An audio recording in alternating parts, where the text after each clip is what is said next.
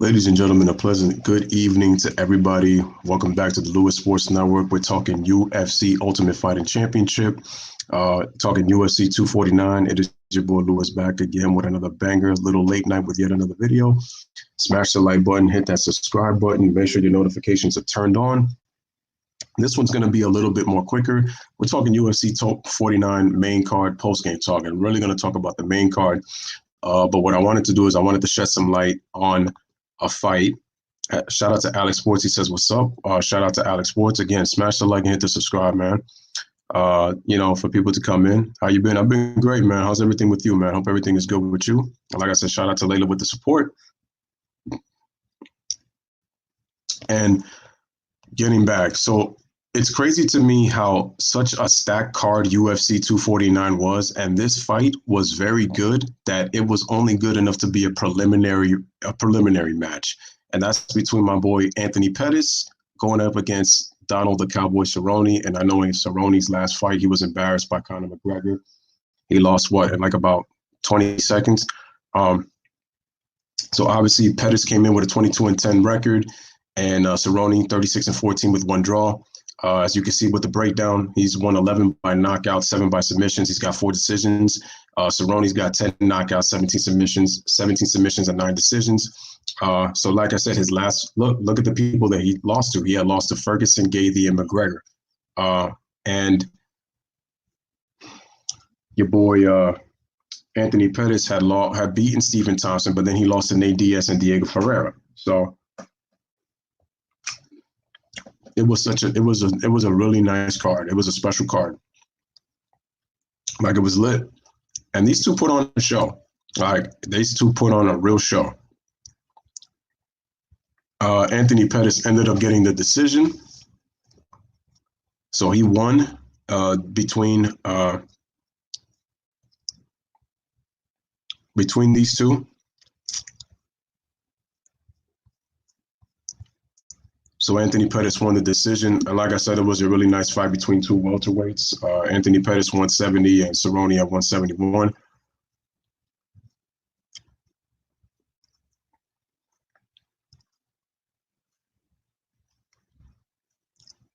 I think, like I said, both guys put on a tremendous fight. It was pretty awesome. I'm kind of surprised that it did not, like I said, that should have ended up in the main event card because it was that good.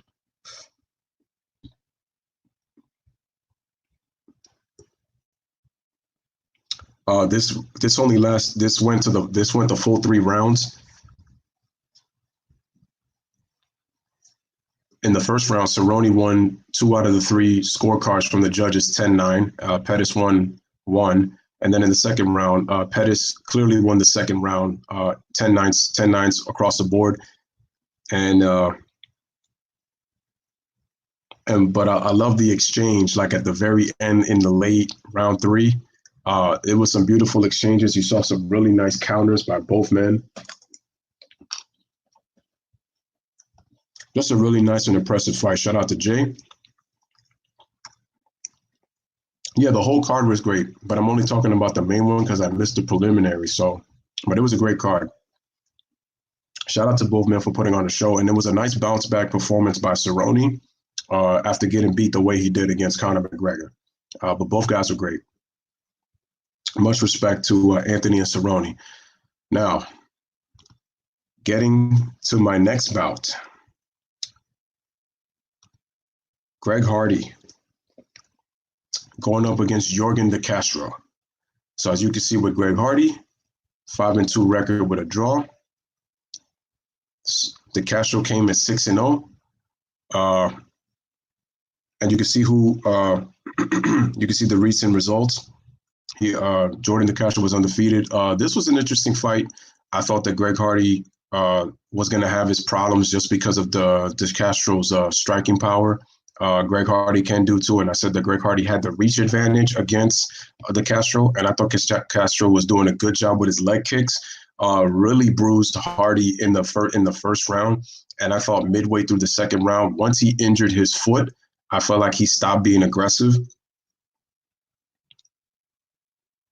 Oh no, it's cool. It's cool. Layla, that's what's up.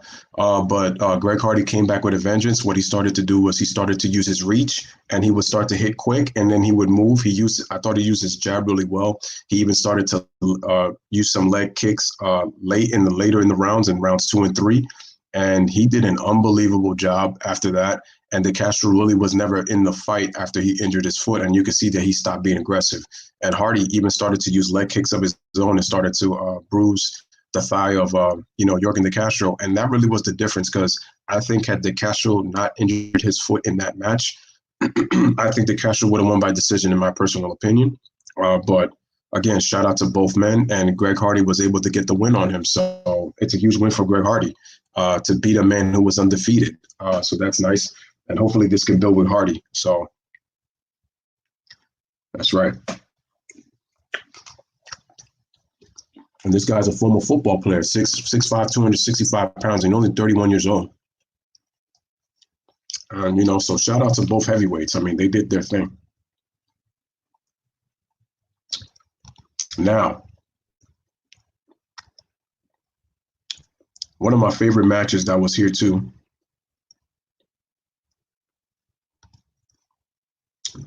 Jeremy Stephens against Calvin Kattar. This was a really nice match. And obviously the difference in this match ended up being that vicious elbow that Calvin Kattar gave to Jeremy Stephens that pretty much ended that fight.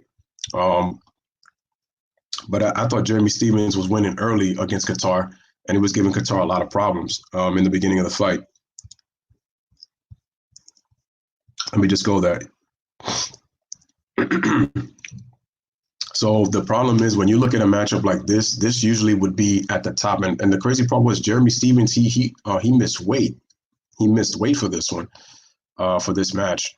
And this match would definitely be at the top of the card, but it just tells you how stacked 249 was. That whole card was very good.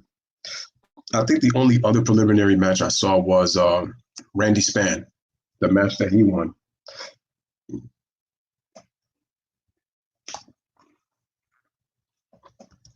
And even that one was pretty good.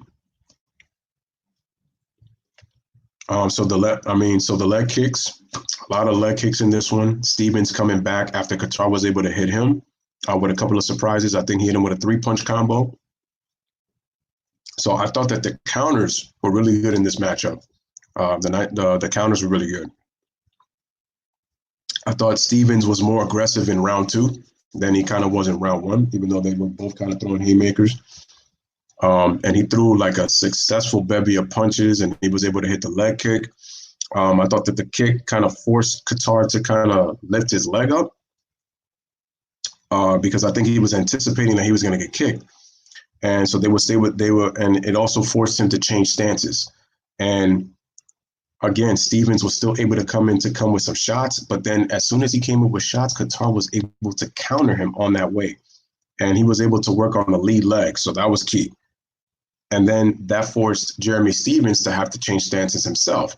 So now it spills into the guard, and he's trying to continue the offense. And then he gives him 2 thudding leg kicks.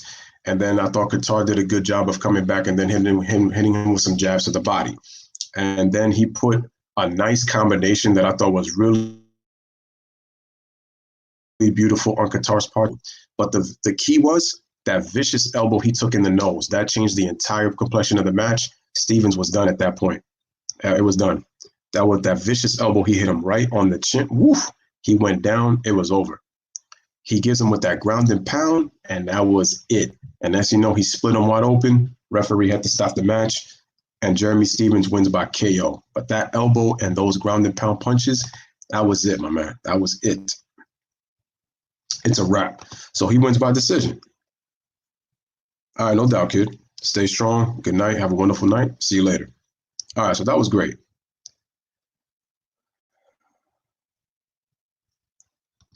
Oh, my goodness.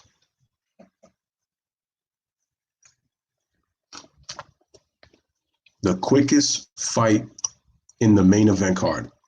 My man Francis Ngannou ended your boy Rozenstruik in freaking 20 seconds. 20 seconds. This brother came into this match with 10 knockouts out of his 14 wins. And Rozenstru came in undefeated. And this man beat Cain Velasquez, Curtis Blades, and Junior Dos Santos in his last 3 wins, 4 of them by submission, which tells you not only is he very good at striking, but he's good on the ground too. And while Rozenstru came in with 9 knockouts and then 1 decision. And getting back to Stevens, check it out.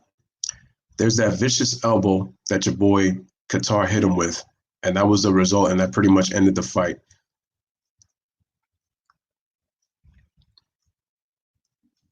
All right, getting back to this. Oh my goodness. So once the fight started, and the funny thing is in his last fight, Rozenstru decided to call him out. Big mistake. The fight starts, Francis starts pressing him.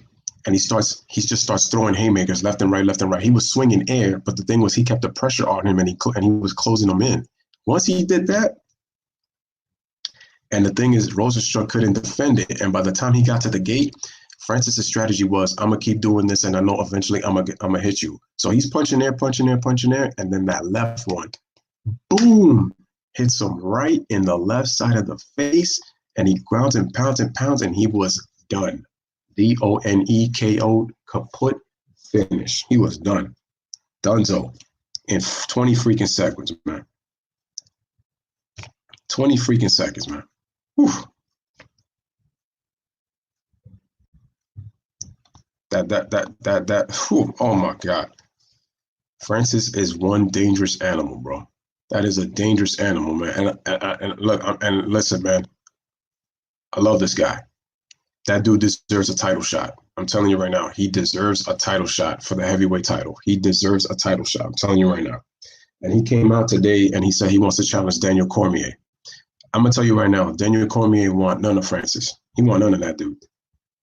Daniel Cormier don't want none of that dude. And he said it while he was sitting in the commentating table. I wonder what does that mean next for Rozenstru. I don't know. But like I said, shout out to Francis for the victory.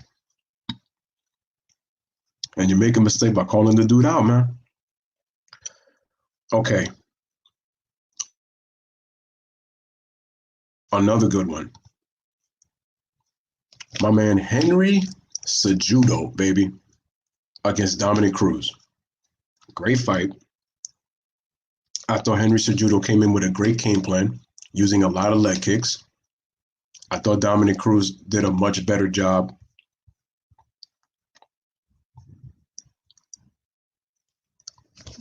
I mean, this was obviously for the bantamweight. And CEJUDO was making his first defense with the bantamweight belt. So they touched gloves, obviously, and I thought that Cruz did a very good job in the beginning, using his footwork, using his movement. And then CEJUDO was basically just trying to figure out with his timing. So CEJUDO, he ended up hitting him with a heavy leg kick, and it caught him in the rear leg. And remember, Dominick is a former bantamweight champion. So I thought CEJUDO had a great game plan in just using leg kicks to try to get him off balance and try to knock off his timing. I thought that was very good on his part. So he did very well.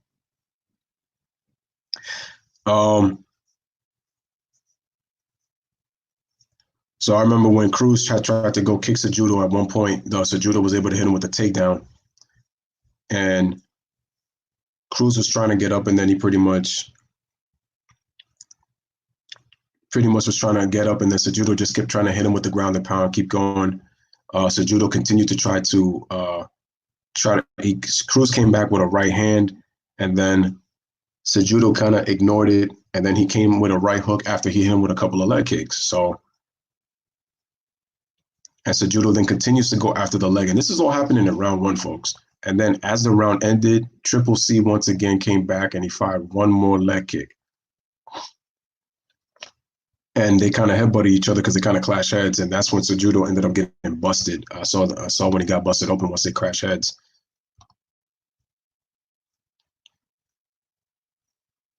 She said, cringe fest. Layla says, but Stipe gave him a shot and Stipe beat him. DC's 40 plus. Yeah, he is. That's the thing. He also old. I would like to see him go against Stipe though. I know Cormier wants another shot at him after getting embarrassed in their last fight, but I want to see Francis get a shot at the title though. I mean, it pretty much ended in round 2. It was with a TKO, and I thought CRUZ started out, CRUZ again was starting to use his footwork, sticking and moving. He got a couple of long punches, trying to escape from CEJUDO, not allowing CEJUDO to get close. And CEJUDO tried to hit him with a leg kick. They trade hands, and CRUZ did a good job of avoiding it. But then the problem was that CEJUDO kept pressing forward, and he kept cutting off the cage so that CRUZ didn't have a chance to use his footwork to pretty much move around the octagon. And then CRUZ was able to hit him with another kick, and then was able to land an uppercut. But here's where things changed. CEJUDO dings him with a leg kick. He throws 2 hooks after taking a couple of leg kicks. So they both duck down. Then he comes back with a 1-2 punch combination. So 2 stiffs, CEJUDO starts to pay attention. Then he lands again with a big time right. So then once they start to come together, here comes the key. CEJUDO caught a knee on the chin. And then after that, CEJUDO proceeds to hit him with an 11 straight punch combination. CRUZ tried to get up and was telling the referee that he was trying to get up, but the referee saw that he was bad enough damage to put a stoppage on the fight, and Henry CEJUDO won by TKO. And I said that I was a little bit upset at the stoppage because I wanted to see if CRUZ had a chance to get up, but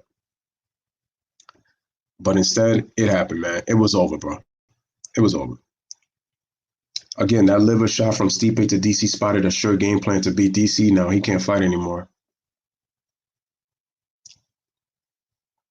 DC got to lose. DC's got to, he's going to have to take care of himself, be a little bit healthier, man. And I got to say that he has to, he's going to have to start eating better. And I think he's going to have to lose a little bit of weight. And I'm just saying that for health reasons. Again, CRUZ tried to walk his way up, but Peterson, the referee, he stopped the fight because, CEJUDO was hitting him with unanswered punches, bro. Nothing run on him, and that was it. And then Henry CEJUDO kind of shocks everybody when he decides to announce his retirement. I was dumbfounded when I heard that. I'm like, CEJUDO's retirement? I'm like, why? Why is he retiring? Like, it doesn't make sense. I mean, the dude's only 33, but then he said, he's got a career ahead of him. He has kids. It was a little bit of shade. It wasn't that shady though. It was kind of shady at first, but then it's like when you look at the slow motion, he was hitting him. I didn't think he was going to recover. Okay, but I feel like this is not the end of Henry CEJUDO. I feel like he'll come back maybe in about a year or 2. I don't know if he's just going to officially retire. I'll be surprised if he doesn't come back, but I feel like this is not the end of Henry CEJUDO. I think he'll come back maybe in about a year or 2. I think he'll make a comeback. Something just tells me, because I feel like there's going to be a fighter out there that will probably call him out. Who knows if it even might be Dominic Cruz? You never know. You never know. But Henry's accomplished a lot in the sport. He definitely got to leave out on top. So I mean, I'm happy for Henry. So I give him a lot of credit, and I got a lot of respect for Henry CEJUDO. So I love the UFC. Okay, ladies and gentlemen, last but not least, it is a negotiating ploy. No, it's all good. The thing is also, it's kind of late too, Jay. So I feel like more people will, do that once again. Like I said, if I did this earlier, there'd be some people. And like I said, I mostly do basketball content as it is anyway. So that's where there'd be a lot more people on the show. But, I'll be mixing it up. So like I said, it's all good, man. All I got to do is just keep grinding. So that's all it is. I'm not worried at the least bit. Okay, ladies and gentlemen, now the moment we've been all waiting for. This is gonna hurt this is gonna hurt Layla's heart so much. Justin Gaethje against Tony El Cookie Ferguson. Now, I'm really pissed at what Dana White and UFC did to this man. And I get a part of it was on Tony Ferguson, but what they did to this man is sheer robbery. This man came into the match with a 12-fight winning streak. 12-fight win streak. And this is how you disrespect the man. And the crazy part was he was training for Khabib that entire time. And I'm gonna say this right now: give Justin Gaethje credit. The man was simply phenomenal. He had great footwork. He delivered some great counters. I mean, it is what it is, man. I'm not worried about it. Freddie Gee, shout out to Omar Page. Shout out to Freddie Gee. He says, how did Tony Ferguson get stopped? He got stopped because he was taking a pounding. If you looked at his face, I'm gonna tell you right now, El Kuki has one tough ass chin. He has one tough ass chin. Freddie says, wasn't it supposed to be Ferguson and Khabib first? Yeah, but due to the pandemic and then Khabib, he couldn't leave his country, so he decided to not go with the fight. It's because he couldn't leave out of his home. So because of that, they decided to cancel it, and Gaethje ended up taking Ferguson's place. Originally, it was supposed to be Conor McGregor. Tony was talking a lot of smack, and Conor McGregor didn't even respond. And I noticed that after Gaethje won, all of a sudden, Conor's talking smack to Gaethje, saying that he wants to fight with Khabib. And I'm just like, and it's true. Ferguson did 2 weight cuts in 1 month. I'm just like, because all that time he was preparing for Khabib. So one, he wasn't even in the best of shape. But Tony doesn't make excuses. But Tony has got to work on. His defense was completely. It was bad. And then at the same time, he's getting older. He's 36 years old. Like, you give me Tony from 3 years ago,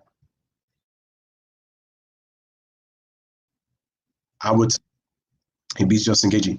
So the way that Dana White treated him was completely pathetic in my opinion. But I give Justin Gaethje, like I said again, a lot of credit. No excuses. He had great footwork. He had the more effective punches with his striking, and he was the one thing I got to give a lot of credit for Justin Gaethje, he was very accurate with his punches. It was accurate and effective. So I got to give him a lot of credit for that. And Tony Ferguson, as much as he took shots, it was crazy. I feel like that punch that he took from Gaethje, and he was shaking the cobwebs, I feel like that was when he lost the fight. And I hate to say it, I got a lot of respect, man, for Tony Ferguson, but they did him grimy. Even though people are going to say part of that was on him too, but like getting older along with, getting the weight cuts. And Layla says, so what weight class did they fight at? Tony was what, 150? He was what, one? They fought at lightweight. They each fought at 155. Yeah, this is the lightweight. And I'm mad that Tony lost his title to Gaethje. I'm really mad about that. So now that they're looking to fight, they're looking to have Khabib fight Gaethje for UFC 250 in an island. I believe it's supposed to be scheduled for June 9th. Wait, June 9th? Let me check the date. I believe it's June 7th. No, June 6th. June 6th or June 13th, I think. But yeah, it was 155. I would have did the same. You know what, Layla? I would have done the same exact thing if I was Tony. I would have sat out, because why is it that I'm going to take that, knowing that I had to cut 2 weight classes after Khabib said no? I mean, I give Tony props. I mean, the man is a warrior, but you cut 2 weight classes to fight Justin Gaethje. You're looking old. You're getting punched like a boxing bag. I mean, it was an exhibition by Gaethje with the way he was punching Tony Ferguson. Tony ate a lot of punches, a lot. Gaethje used footwork. He changed stances. He really was a ring general in that fight. So I'm not going to take anything away from Justin Gaethje, and he obviously won by decision. So he won by stoppage with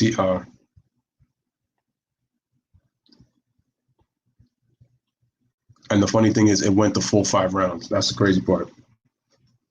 They stopped the match at 3:39, and Justin Gaethje defeated Tony Ferguson. Man, it was not great. Yeah, man. All right, so ladies and gentlemen, man, this is your boy Louis with another one with the UFC. No, there was no crowd due to the pandemic. There's no crowd. They were in Florida when they did the fights, so there's no crowd right now. Dana White is trying to make sure that he gets his fights in again for the money, obviously. And that UFC 249 pay-per-view was great. Like I said, the card was stacked. I got to see some more. I got to actually watch some more fights. ESPN has been putting they've been putting for the last month. They've been putting a lot of classic fights. I was so upset. He just looks old, man. We've seen this before, for real. That reminds me when Anderson Silva at one time was looking so invincible, and then he kept taking fights when he was just clearly past his prime. And I'm like, Anderson, just retire, bro. Exactly. If there was a crowd, it would have been more lit. And the crazy part was, Justin Gaethje injured his damn left hand. His left hand was full of blood, and his hand he was holding it like if he almost broke it because it was hurting. And that tells you how tough of a face that Tony has. I'm like, yo, what is he made out of? Every time I keep saying Tony get hit, he would wobble a little bit, but then come back. And I'm asking myself, what is Tony made out of, man? I said, that dude could take hits. But his age showed in this fight a little bit. But cutting those weight classes, man, was. Oh yeah, they were talking wild smack. Wild smack. And that was 2FC 49. Freddie says boxing will not have an A and B class fighters with no crowd. They make too much money at the gates off of the crowd. That's true. All right, ladies and gentlemen, and that's the end of it, man. So again, this was the main card. Again, shout out to everybody who was able to come through. I definitely appreciate it. So this is your boy Louis with another one. I'd rather hear corners than fans. Sounds interesting, true. All right, so thank you to Jay, thank you to Layla, thank you to Kid, and thank you to Freddie Gee for coming through. And shout out to Alex Sports as well. If you guys haven't, make sure y'all go subscribe to Alex Sports, great channel, football, basketball. He's a Brooklyn Nets fan and he talks football. So Freddie Gee, I think you should subscribe to Alex Sports. He has a good channel. Check him out. He talks football, which football is your #1 sport. And like I said, I love football, man. I can't wait till football season starts, man. I feel like a lot of teams, quite a few teams got better, and I'm excited. All right, man. So from the boy Louis Sports Network, man, bless up. Live, laugh, love. Thank y'all for watching. Appreciate it, and I will see you guys later on in the morning. Take care, no doubt. And like I said, everybody, shout out to your boy Alex Sports, and make sure y'all go subscribe to that man's channel. Great content. All right, peace and love. Take care. Have a wonderful night. I will see you guys tomorrow. Deuces.